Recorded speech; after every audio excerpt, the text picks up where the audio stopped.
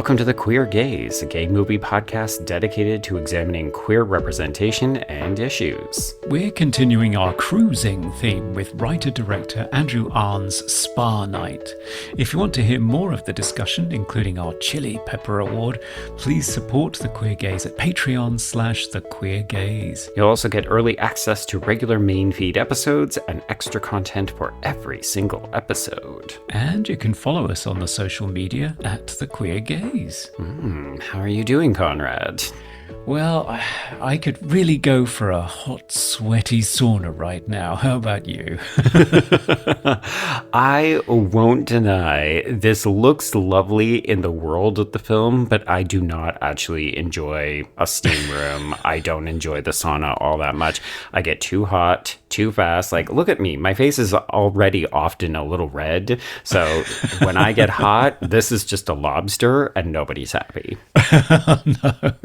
Yeah, I can't say sweat is my favorite experience, generally speaking. But I was intrigued by the culture, yes, the world that was opened up to me in tonight's film. So Andrew Ahn's debut feature, no less, Spa Night, an intimate drama centered on David, a reserved Korean-American teenager played by Joe Seo, who works at a Los Angeles Koreatown spa to support his struggling immigrant parents. But he discovers the spa's hidden after-hours world, and David is confronted with questions of sexuality, identity, and belonging. Mm-hmm. Written and directed by Ahn and shot with sensitivity by cinematographer Ki-Jin Kim, the film premiered at Sundance, where it won a special jury award for breakthrough performance. Oh, okay. Is that for Joe Seo? It was, yeah. And it is a very commanding central performance, even though he is a man of very few words, David. Oh, man. Yes. Yes, he is. And not to, show my cards too early, but when we get to Patreon and we talk about not just the Chili Pepper Award, but also our other awards, I was going to say, I think that he kind of deserves all of the props because it's amazing what you can do with a passive character who virtually says nothing, and yet he's commanding. He really is. He sits in spaces contemplating his life, and you are utterly drawn in to his thought processes and what he's feeling. Mm-hmm. And it's such a intricate performance, full of quiet desperation. Oh, man.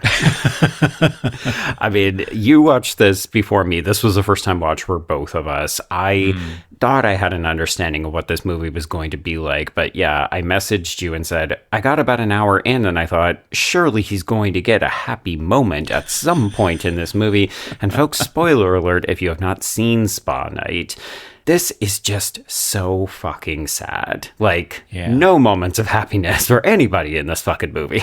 No, it does remind me of some other Korean films that I've seen. One I particularly enjoyed, Broker, which also opened my eyes to a new cultural phenomenon, which is baby drop-off boxes at churches in Korea. Yeah, wow. And that's a film directed by Hirokazu Koreeda, who we came across looking at Monster, his Japanese film. Right. But again, just suffused with all of these regrets and sadness and people who are living really at the extremes, sort of like the bottom rung of the experience. In this case, not an immigrant experience, that was more of a sort of bottom of the socioeconomic ladder. But in this one, very much focused on the immigrant experience in a way I hadn't seen before. Yeah. So I wasn't sure when I first started this if it was actually set in Korea or if it was in the US. And I think that that's very deliberate. Yeah. And I really like that so much of the film is actually in Korean, although we do discover over the course of the film that both of his parents at least understand English, and I think even speak a certain amount. I don't think it's passable enough for them to get jobs, which is part of the struggle. But yeah, so we have David's mom, who is So Young, played by Haerry Kim, as well as his father, Jin, who is played by Youn Ho Cho. And I love that the film basically says, we open up, they've got this family restaurant and things are okay. Like, everybody's contributing, things seem to be going decently well. We're living the American dream via immigrants like experience. And then almost immediately we discover, oh, this restaurant is kaput. Like something has happened. I think it's a rent increase or something where like the building has just been bought out, but we don't get the details because David doesn't really know the details. And all of a sudden from that point on, the family is hugely struggling. The dad basically becomes an alcoholic. He can't be relied upon to work. The mom has to get a terrible downgraded position where she's working in a friend's restaurant. And then all the pressure starts to shift onto David to be like, well, you need to go and pass the SAT so that you can get into a good college because that's why we moved to the US. And you just feel the weight of responsibility on this boy who clearly doesn't want to go to college, who doesn't have aspirations of this kind. Like he is aimless. He's a bit of a wanderer, but at the same time, it's just so obvious that he doesn't know what he wants. And his parents are putting all of their hopes and dreams and ambitions onto him because theirs have been taken away. There's this crushing moment where they have emptied out their restaurant and they are standing on the sidewalk looking in through the window and solemnly say, I bet nobody will notice that we're gone. Yeah. And it's so desperately sad. And that scene where the busybody, Mrs. Beck, I'm not quite sure how it's meant to be pronounced. Yeah. She offers the mum a job after the mum pretends that their restaurant has closed because someone bought them out because they were so successful. And she's going to be bored at home. She needs something to do. Oh, why don't you work in my restaurant? But I think the busybody completely gets a read on what the situation is. She knows. She knows, and she is exploiting the mother. I mean, she is exhausted. Yeah. It's awful. But she also offers David the chance to go to college and shadow her son. And that's an interesting chapter because then you get to see David around people around about his own age, and he is just not comfortable anywhere. He doesn't fit in anywhere. You can tell that he's not academically brilliant, that doesn't interest him, but he's also not really a party person and finds the whole thing deeply uncomfortable. Yeah, and part of this, we never really understand where the crux of his issues lie. Is it, in fact, because he has spent so much time just being around his parents and sort of living that life, right, where he works for them? It's almost like a small group environment where there's no exposure to the outside world, right? So in some ways, he seems very naive about the realities of like, oh, what do kids my age do? You know, they go for karaoke, him and Eddie, which is the busybody's son, and then all of Eddie's friends, his girlfriend, and so on. And the girls at one point say, well, everybody has to sing karaoke. And they say, what kind of music do you like? And he just says, any kind, all kinds of music. And you're just like, oh my God, you don't even know what kind of music you like. Yeah, he is such a tabula rasa. There's nothing really there. I don't think he's had a chance to experience or grow into anything. He's just lived in this bubble, going to spa night with his parents every weekend. It's so sad. It's so sad. And it's interesting. I've actually had a multiplicity of experiences this week with characters who are like the lead in their own stories, but they're also so fucking frustrating. Like, you want to reach into the media and give them a shake and be like, this is your life. You need to live it. You need to wake the fuck up and take some control. Like, be an active agent in your own world.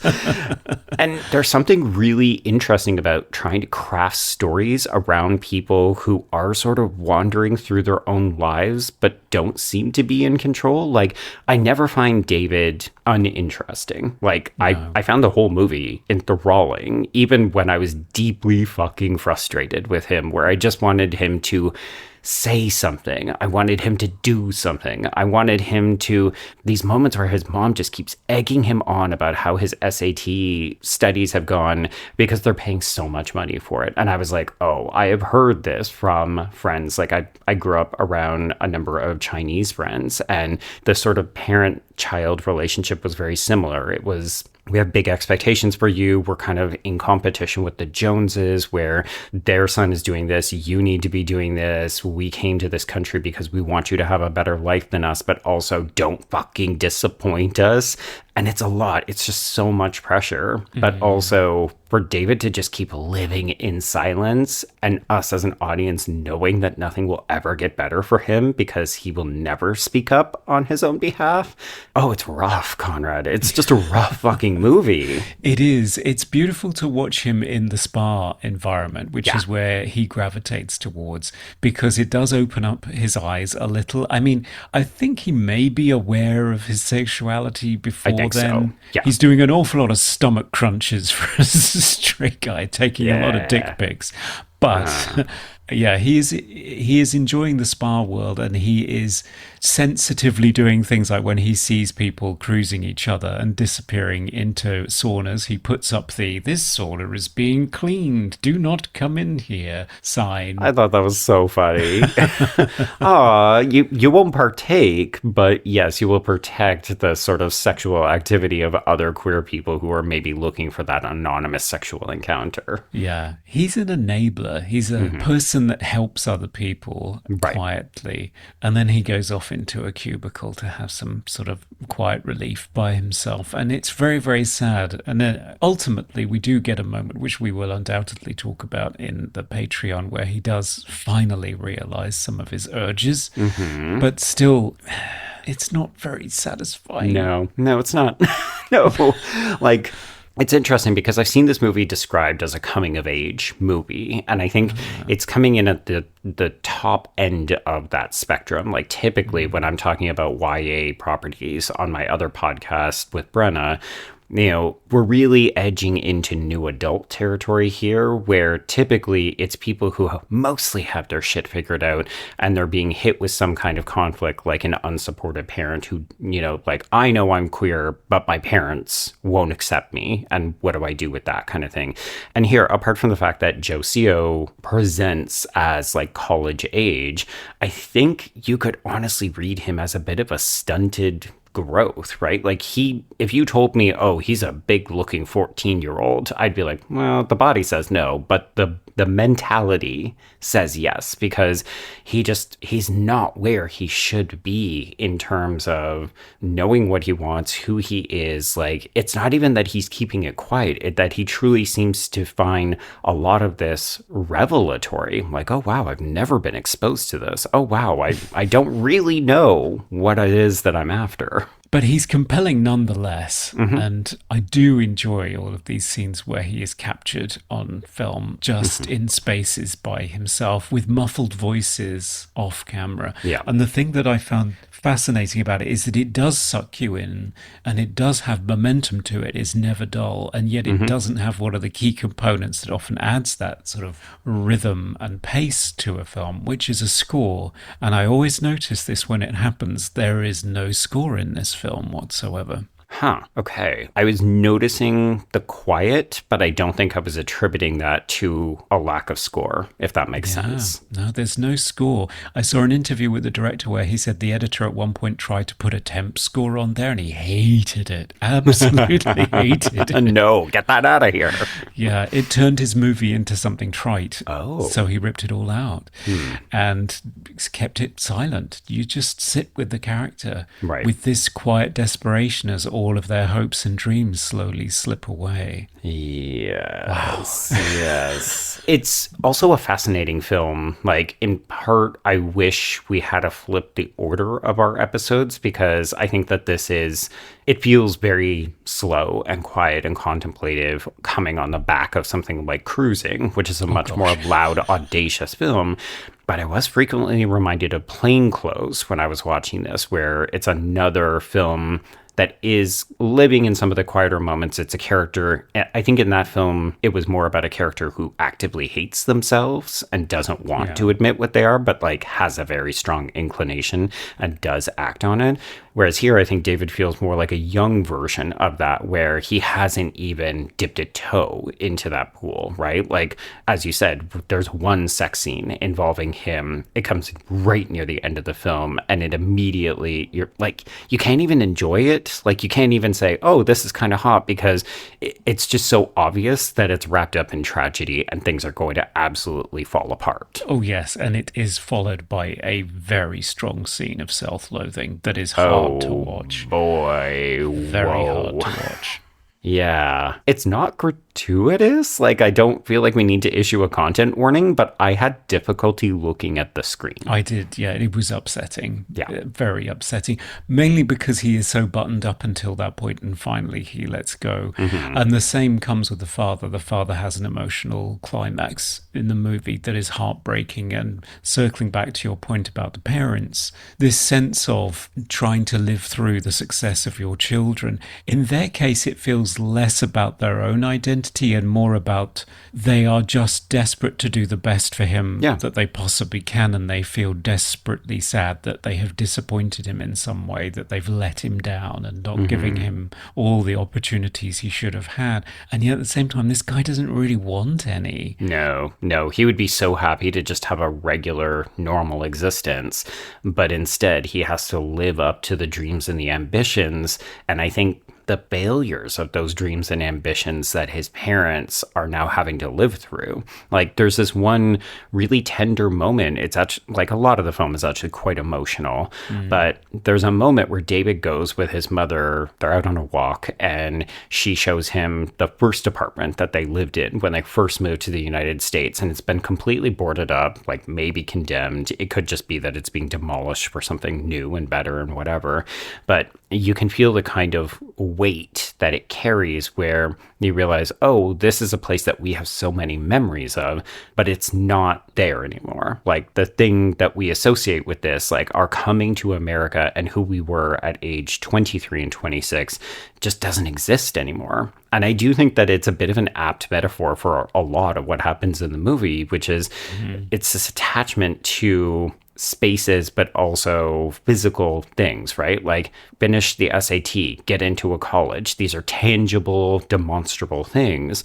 But the reality is that people's lives are not lived in those pieces of paper, in those, condemned apartment buildings that don't exist anymore. Like, those are just things. Those are objects. Those aren't lives. And yet we can't help but imbue them with meaning because, well, it's what we do as humans. It is, yeah. And it very much was all part of their American dream. Yeah. Their search for a better life, and they haven't found it. No. Unfortunately. No. There's nothing sexy about that story, right? Like, in some ways it reminded me a bit of a Sean Baker, except that Sean Baker always ends up wrapping his stories in this golden narrative by the end. Like, things work out well. We get a happy musical montage. I mean, that's me being maybe a bit trite and dismissive because I really like Sean Baker's movies, but like, this isn't a movie that is going to sugarcoat anything. I think for a lot of people, this is probably closer to a reality that they're actually living. I came here with a dream, and that dream didn't fucking work out. Yes, and I think the thing that the film is most celebrated for is exposing that very specific Korean-American immigrant experience, which the director talked about not seeing being represented on film. Right. Or if it was done so in a way that was inauthentic. So it would have the happy ending, or it would have any Asian actor pretending to be a Korean, cast in a Korean role.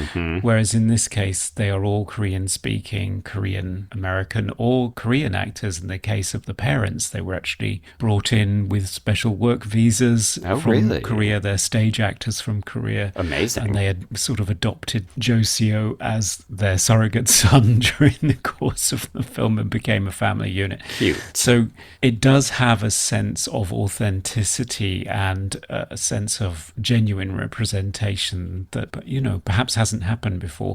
And the director said that he has had people say to him, gosh, this is so sad. This is like 1 in 10 of the experience. Why have you chosen this story? Yeah, why couldn't you have imbued it with a little bit of happiness? And it's like, well, because the whole point is that you don't ever see this story. Like, I'm shocked he was even able to find financing for this film because, like, who wants to support this Debbie Downer immigrant film? But Yeah, I I mean, know. the proof is in the pudding. Like, if you make a good movie, it's still enjoyable. Like, not every movie has to be happy. Absolutely not. No. And I hope that our description of it doesn't put anybody off that hasn't seen it, because I love a quiet, contemplative, beautifully shot, incredibly acted, sad film sometimes. Yep. Sometimes I just get out a box of tissues, not for that reason, and just, Yeah. like Have your disappear feelings into out. it. Yeah, why not? It's fun. I Absolutely. enjoy it. Yeah. Okay. Well, why don't we transition over to Patreon and we can talk a little bit more about the other Kleenex box scenes, but also, yes, maybe go into some more specifics about a couple of different moments. Sure. Okay, so folks, if you are not going to join us over on Patreon, which would be patreon.com/thequeergaze, then we will see you back here in a couple of weeks. And Conrad, I'm just going to make the executive decision for us, so I will pick our next movie, which is Birder, which will be much more in keeping with the cruising side. So it's about a serial killer who preys on a open sex camping community. Oh, that sounds Yeah. intriguing. Yeah, it's a horror comedy as well. Oh, okay. Interesting genre mix.